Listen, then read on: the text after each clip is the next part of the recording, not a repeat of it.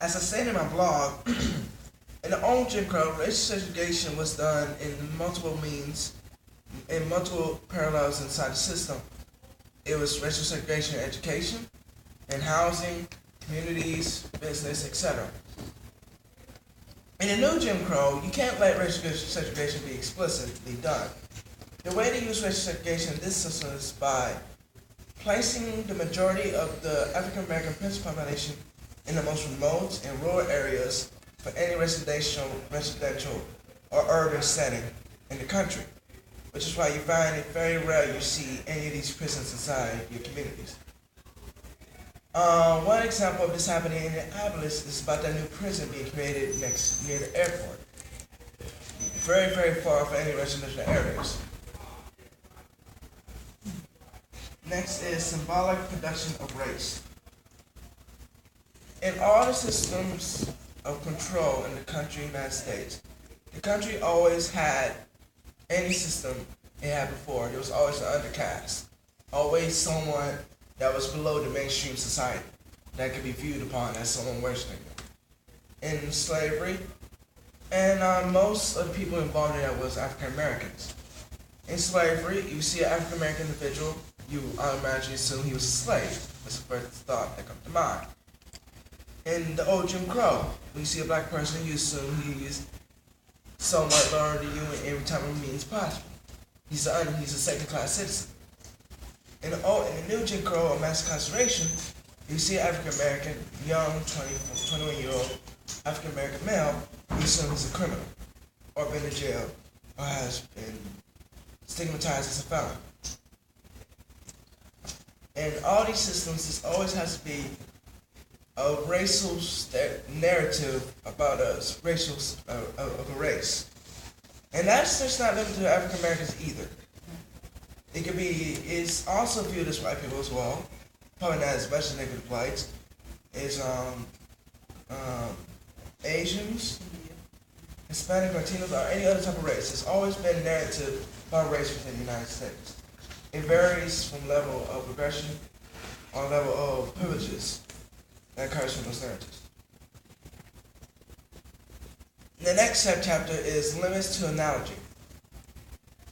These explain the very important differences between the new and old Jim Crow and about these phrases or statements used to equate the two, to equate the new Jim Crow or mass incarceration to the previous systems of control, such as slavery or the old Jim Crow.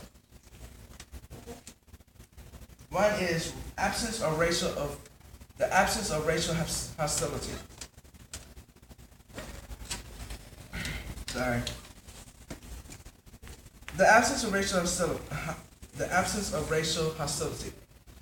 If you look at the new Jim Crow, you say that most people claim that it's not racist. This is not a racist system because it's the absence of overt racial hostility, as it relates to the previous systems of control.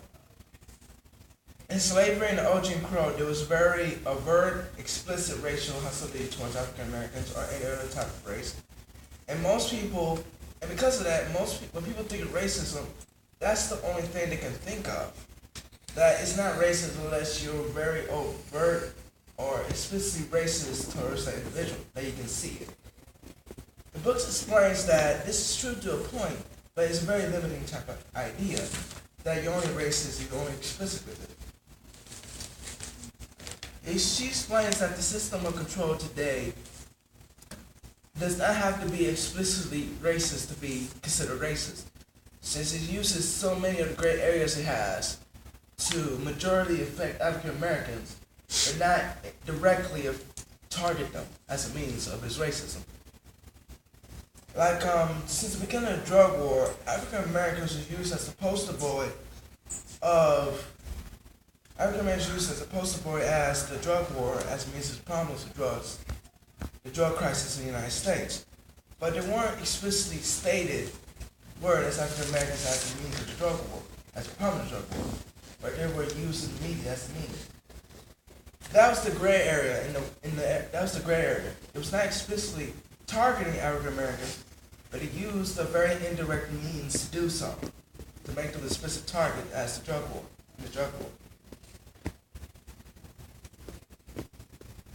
Next is white victims of the racial caste system.